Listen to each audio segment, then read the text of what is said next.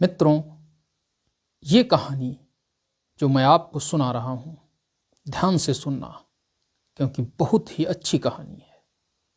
एक बार की बात है, एक जंगल में एक नाग और नागिन का जोड़ा भोजन की तलाश में इधर उधर घूम रहा था। तभी उसे एक बारात दिखाई देती है और उस बारात में जो दूल्हे की पालकी है उसमें दूल्हा नहीं है, ऐसा नागिन देख लेती है। और नागिन जब यह देखती है कि दूल्हा नहीं है और दूल्हे के स्थान पर आटे का पुतला बनाकर रख दिया गया है, तो नागिन नाग से कहती है कि हे स्वामी, मैंने अपने जीवन में ये पहली बारात देखी है जिसमें दूल्हे के स्थान पर आटे के पुतले को रखा गया हो। सोचिए, जिस राजा के यहाँ ये बारात जाएगी उस राजा का क्या हाल होगा और उस कन्या का क्या हाल होगा जिसके साथ इसका वरण होना है। नाग कहता है, प्रिय, मैं सब कुछ समझता हूं। ये जो बारात है इसके बारे में मैं पूरी तरह से तुम्हें बताता हूं कि घटना क्या है। तब नागिन से कहता है, प्रिय, ये बारात हमारे जिस क्षेत्र में हम निवास करते हैं वहाँ के राजा प्रताप रुद्रदेव के पुत्र की है, और उसकी जगह पर यह पुतला क्यों रखा है उसके बारे में भी मैं तुम्हें बताऊंगा। तो सुनिए। राजा प्रताप रुद्रदेव अत्यंत ही धर्मपरायण, प्रजावत्सल, प्रजा के हर सुख दुख में खड़ा होने वाला वो राजा है और वह पूरी प्रजा को अपनी संतान की तरह मानता है। लेकिन प्रजा जो कि इतना सब करने के बाद भी अपने कार्यों से बाज नहीं आती है। राजा निःसंतान है, उसके कोई संतान नहीं है, और इसी वजह से जब राजा अपने राजमहल से बाहर प्रजा के हित के लिए कार्य करने के लिए भी बाहर जाता था तो प्रजा के लोग उसको देखकर अपना मुंह फेर लेते थे। साथ ही साथ उसे निर्वंशी भी कहते थे। लोग कहते थे कि यह राजा उस योग्य है ही नहीं जो अपने वंश को बढ़ा सके, इसकी रानी बांझ है। और जब इस तरह के शब्द राजा के मुंह में, राजा के कानों में पड़ते थे तो राजा अत्यंत ही परेशान हो जाता था। लेकिन वो कर भी क्या सकता था, क्योंकि संतान का सुख उसके हाथ में तो नहीं था। ये तो सब ईश्वरीय विधान है, किसे मिलता है किसे नहीं मिलता है। राजा चुपचाप उन सब की बातें सुन लेता था और सुनकर राजमहल में चला आता था। एक दिन की स्थिति यह हुई कि राजा जब नगर में भ्रमण करने के लिए निकला तो उसके सामने जो शब्द उसकी प्रजा के द्वारा कहे गए वह उसके हृदय में इस तरह से आघात करके बैठ गए कि राजा वापस अपने राजमहल आ गया और अत्यंत ही व्याकुल होकर के मौन मुद्रा में बैठ गया। वो विचारणीय स्थिति थी उसकी। वो सोच रहा था कि क्या ईश्वर ने मेरे साथ ऐसा क्यों किया है, क्यों हुआ मेरे साथ, जबकि मैं तो वह सभी कार्य करता हूँ जो धर्म संगत हैं। मित्रों, राजा की इस स्थिति को देखकर उनकी रानी राजा के पास आती है और राजा से कहती है कि राजन, आज आप अत्यंत ही दुखी हैं, और क्या मैं आपके इस दुख का कारण जान सकती हूँ। राजा समझते हैं कि जब मुझे इतना कष्ट हो रहा है निसंतान होने से, तो हमारी रानी को कितना कष्ट होगा। ऐसा सोचकर राजा ये समझते हैं कि रानी को न बताया जाए, तो वह रानी से मना कर देते हैं कि नहीं, ये हमारा ही कष्ट है और हमें हमारे पास ही रहने दीजिए। रानी कहती है, स्वामी, मैं आपकी अर्धांगिनी हूँ, और आप यदि कोई कष्ट होता है, आपकी कोई चिंता होती है, तो वह कष्ट भी मेरा है और वह चिंता भी मेरी है, इसलिए आप मुझे अवश्य बताएं। राजा जब ये जान लेता है कि रानी अब मानने वाली नहीं है, तब वह रानी से कहता है कि तो फिर सुनिए, हम दोनों ही निसंतान हैं, और जब मैं नगर भ्रमण के लिए बाहर जाता हूँ तो जनता के लोग मुझसे कहते हैं कि मैं निर्वंशी हूँ, और तुम्हारी रानी अर्थात तुम्हें वह कहते हैं कि वो तो बांझ है। और इन शब्दों को मैं सुन नहीं पाता हूँ। मेरे अंदर इतनी सामर्थ्य अब नहीं बची है कि मैं लोगों के इस तरह के ताने रोज रोज सुन सकूं। रानी मन में विचार करती है कि क्यों न राजा को ऐसे ही बता दिया जाए कि मैं गर्भवती हूँ, और राजा इसको सुन करके प्रसन्न हो जाएंगे और कुछ समय के लिए उनकी यह चिंता दूर हो जाएगी। लेकिन रानी को ये पता नहीं था कि झूठ तो झूठ ही होता है। झूठ का सहारा कभी भी जीवन में नहीं लेना चाहिए, क्योंकि यदि जीवन में एक बार भी तुम्हारे द्वारा झूठ बोला गया तो ये निश्चित कर लीजिए कि उस झूठ को छुपाने के लिए हजारों झूठ आपको बोलने पड़ेंगे। रानी ने कुछ समय के बाद राजा को अवगत कराया कि स्वामी, आप पिता बनने वाले हैं, मैं गर्भवती हूँ। राजा के लिए तो ये समझो निःप्राण जो शरीर होता है, मतलब लाश के अंदर प्राण आ गए हों, ऐसी स्थिति थी। राजा एकदम ही चैतन्य अवस्था में आ जाते हैं और वह रानी से कहते हैं कि रानी, तुमने तो मेरे हृदय को इतना प्रसन्न चित्त कर दिया है कि इतना प्रसन्न तो मैं अपने जीवन में कभी भी नहीं हुआ हूँ। मैं अभी जाता हूँ और इसकी घोषणा करता हूँ। राजा तुरंत ही रानी के पास से दरबार में आते हैं और दरबार में सारे मंत्रियों सभासदों के बीच में ये घोषणा करते हैं कि हमारी रानी गर्भवती हो चुकी है और ठीक 9 महीने बाद मुझे पुत्र की प्राप्ति होगी। रानी जब ये बात सुनती है तो रानी भी परेशान हो जाती है, क्योंकि वो गर्भवती तो थी ही नहीं। उसने तो केवल अपने पति को झूठा ढांढस बंधवाया था, लेकिन उसका ये असर होगा ये रानी ने सोचा भी नहीं था। मित्रों, ज्यों ही राजा अपने दरबार में इसकी घोषणा करते हैं त्यों ही पूरे नगर के अंदर ये खबर फैल जाती है कि राजा की रानी गर्भवती हैं और शीघ्र ही राज्य को वारिस मिलने वाला है, अर्थात उत्तराधिकारी मिलने वाला है। जब ये बात प्रजा के लोग सुनते हैं तो प्रजा में भी हर्षोल्लास उत्पन्न हो जाता है।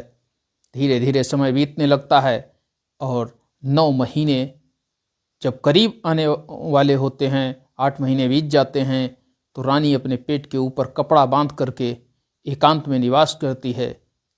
लेकिन रानी हर समय इस चीज़ से चिंतित रहती थी कि अब वह राजा को कहाँ से पुत्र ला कर देगी, क्योंकि वो तो गर्भवती है ही नहीं।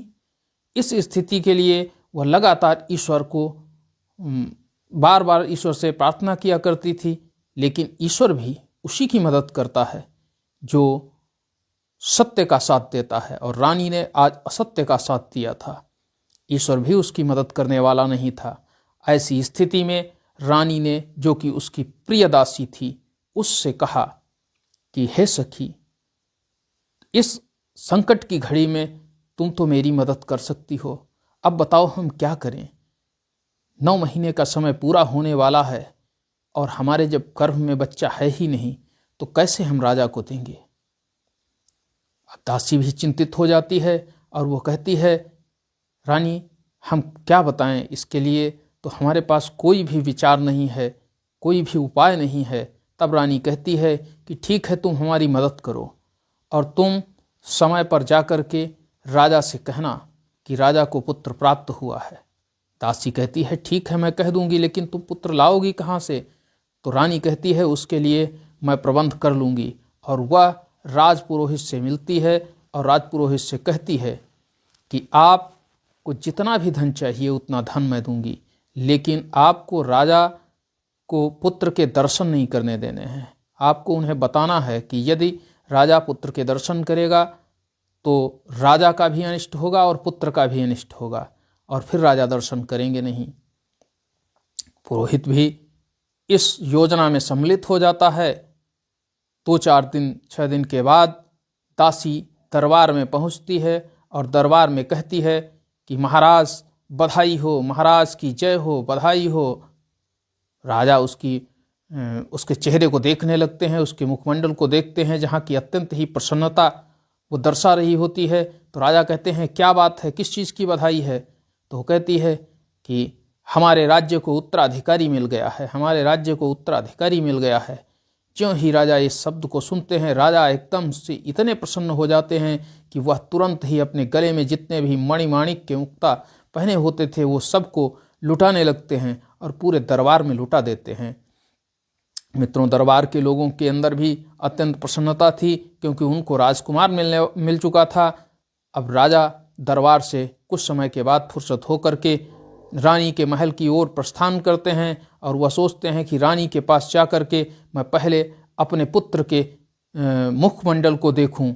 लेकिन ज्यों ही वह रानी के महल के पास पहुंचने वाले होते हैं तभी उनको राजपुरोहित रोक देते हैं और कहते हैं, राजन, तुम अपने पुत्र को नहीं देख सकते, क्योंकि यदि तुमने अपने पुत्र को देखा तो तुम्हारा भी अनिष्ट हो जाएगा और पुत्र का भी अनिष्ट हो जाएगा, अर्थात दोनों की मृत्यु हो सकती है या किसी एक की मृत्यु हो सकती है।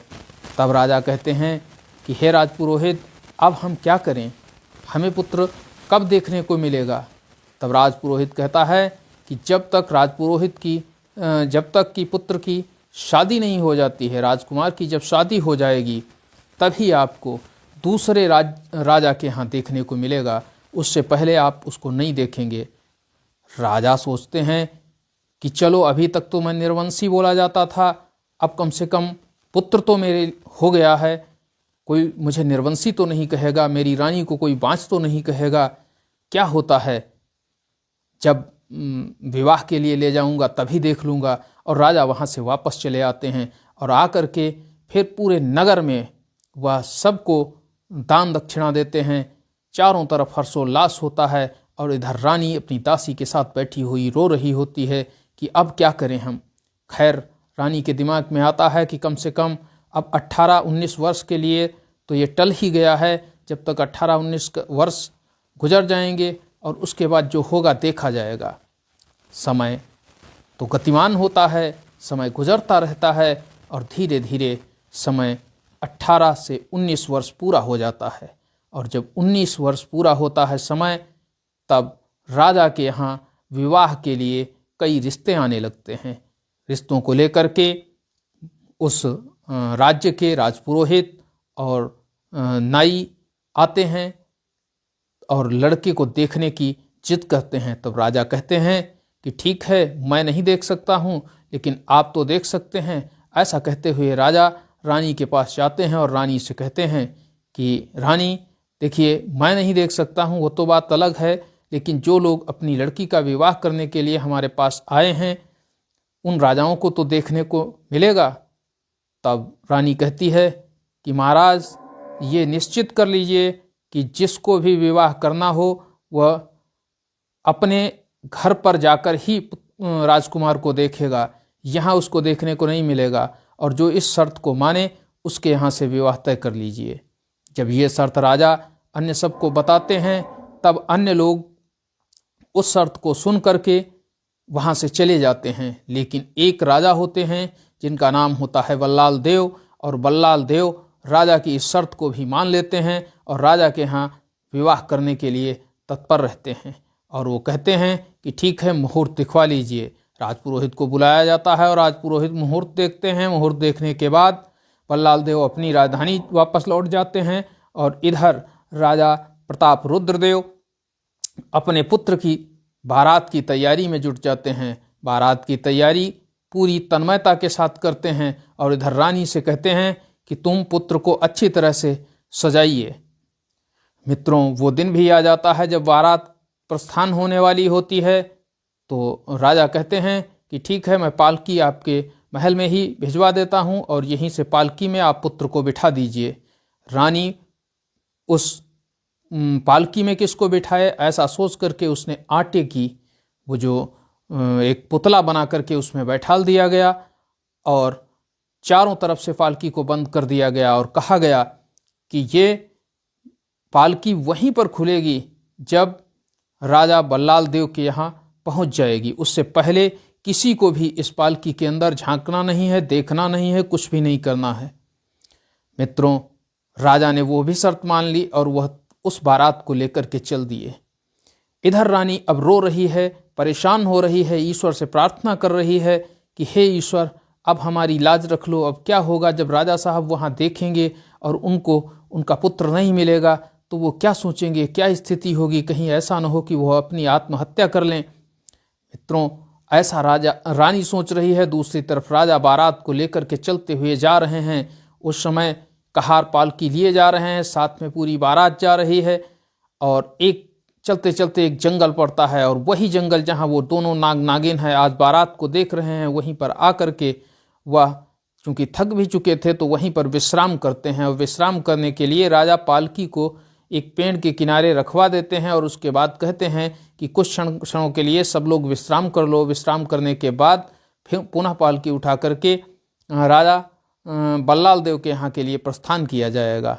मित्रों, कुछ समय विश्राम करने जब वो सब कर रहे होते हैं, तभी वो नागिन से कहता है कि हे प्रिय, देखिए ये जो विषम स्थिति हमारे राजा प्रताप रुद्रदेव के सामने उत्पन्न हुई है, सोचिए इतना धार्मिक राजा यदि अपने पुत्र को नहीं पाएगा तो उसकी क्या स्थिति होगी, और वो मर भी सकता है। और अगर उसने आत्महत्या कर ली तो हमारा पूरा राज्य बिना राजा के हो जाएगा।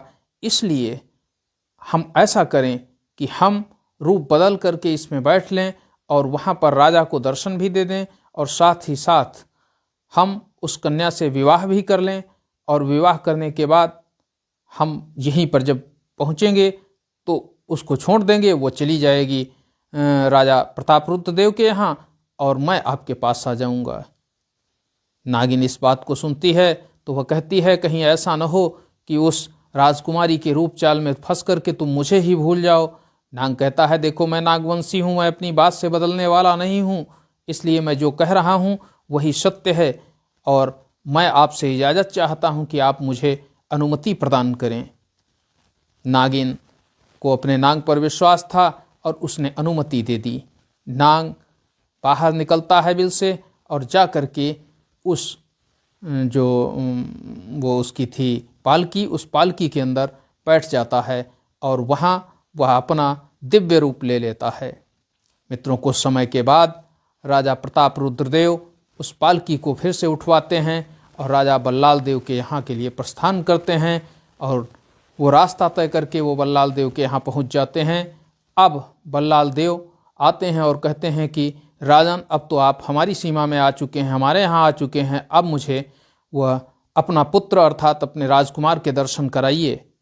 तब राजा प्रताप रुद्रदेव अपने पुत्र के दर्शन कराने के लिए उस पालकी को खुलवाते हैं, और जब पालकी को खुलवाते हैं तो उसमें से वह दिव्य रूप वाला तेजस्वी राजकुमार निकलता है, जिस राजकुमार को देख करके सारे लोग अपलक उसे देखते रहते हैं। मतलब एक क्षण भी पलक नहीं झपकती है, बिना पलक झपकाए उसको लोग देख रहे हैं, इतना वो रूपवान है। राजा उसको सीने से लगा लेते हैं, अत्यंत प्रसन्न हो जाते हैं।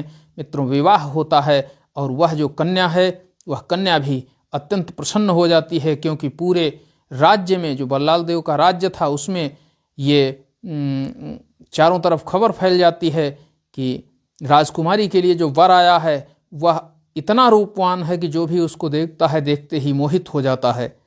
मित्रों, विवाह होने के बाद बारात वहाँ से चलती है और फिर उसी वृक्ष के नीचे राजा पालकी को रुकवा देता है। लेकिन समस्या ये थी कि जब वहाँ से बारात चली तो उस नाग रूपी राजकुमार ने अपने पिता से कहा, अर्थात राजा प्रताप रुद्रदेव से कहा कि पिताजी, अब एक शर्त मेरी भी मान लीजिए कि एक पालकी मेरे लिए होनी चाहिए और एक आपकी बहू के लिए होनी चाहिए, दो अलग अलग पालकियां होनी चाहिए।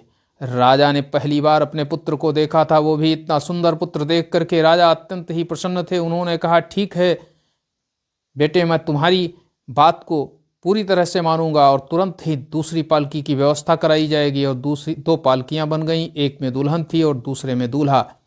मित्रों, उसी पेड़ के नीचे जब फिर से पालकी रुकती है तो वह दूल्हे वाली पालकी से वो नाग बाहर निकलता है नाग के रूप में, और जाकर के बिल में पहुंचता है और नागिन से मिलता है और कहता है कि प्रिय, मैंने विवाह करवा दिया है और राजा अत्यंत ही प्रसन्न है और मैं वापस आपके पास आ गया हूँ। तब नागिन कहती है कि मुझे आप पर पूरा भरोसा था, मैं जानती थी कि आप जरूर वापस आ जाएंगे, आप बात के अत्यंत धनी हैं। तब नाग कुछ क्षण रुकने के बाद कहता है कि हे प्रिय, मैं ये चाहता हूँ कि जिस कन्या के साथ मैंने वरण किया है और उसको यदि उसके ससुराल में पहुंच करके अपने पति के दर्शन न हो तो वह कितना दुखी होगी। कहीं ऐसा न हो वो आत्महत्या कर ले और राजा प्रताप रुद्रदेव की भी स्थिति ऐसी ही हो जाएगी।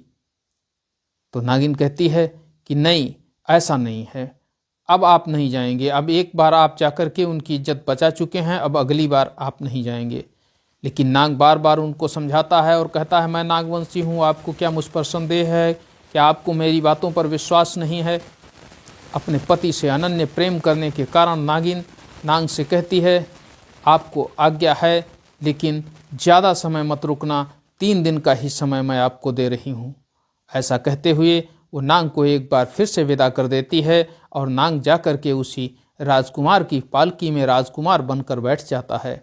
मित्रों, नाग जब पालकी में बैठ जाता है, राजा तभी पालकी को राजमहल की ओर ले चलने के लिए इशारा करते हैं और तुरंत ही कहार उसमें जुत करके उसको अपने नगर की ओर लेकर चल देते हैं। जब घर पर पहुंचते हैं, अब इधर रानी की स्थिति ये थी कि उधर पालकी जा रही थी राजा बल्लाल देव के यहाँ, और इधर रानी मंदिर के अंदर ईश्वर से लगातार प्रार्थना कर रही थी, रोई जा रही थी, आंसू बहाए जा रही थी, क्योंकि उनको तो पता था कि पालकी से पुत्र निकलेगा ही नहीं और तब राजा की क्या स्थिति होगी। और वो ईश्वर से कहती थी कि हे ईश्वर हमारी रक्षा करें, हे ईश्वर हमारी रक्षा करें। आज रानी पूर्ण निष्ठा के साथ ईश्वर को का ध्यान कर रही थी।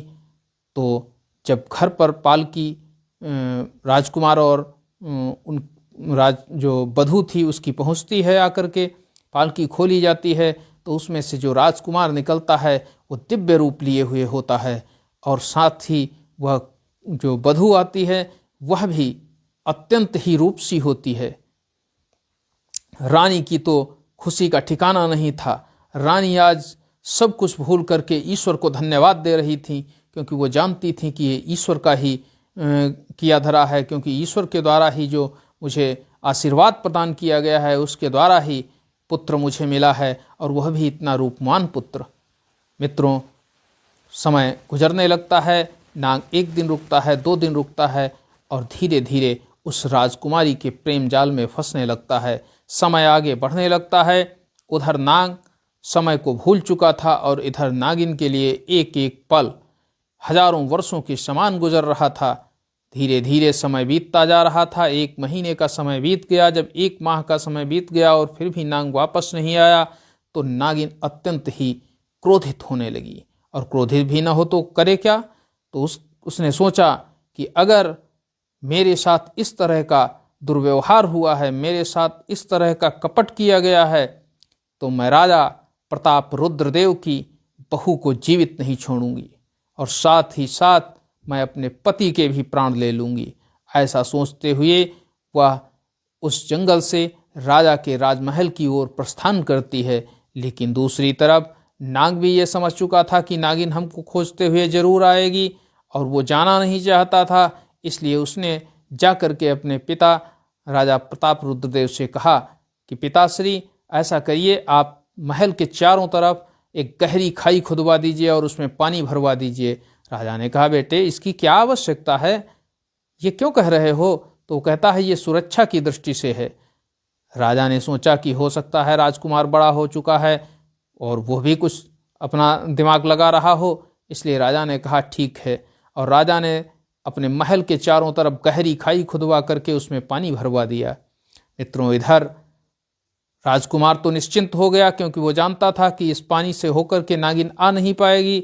और नागिन जंगल से महल की तरफ जब आती है तो देखती है कि महल के चारों तरफ गहरी खाई खुदी है और उसमें पानी भरा हुआ है।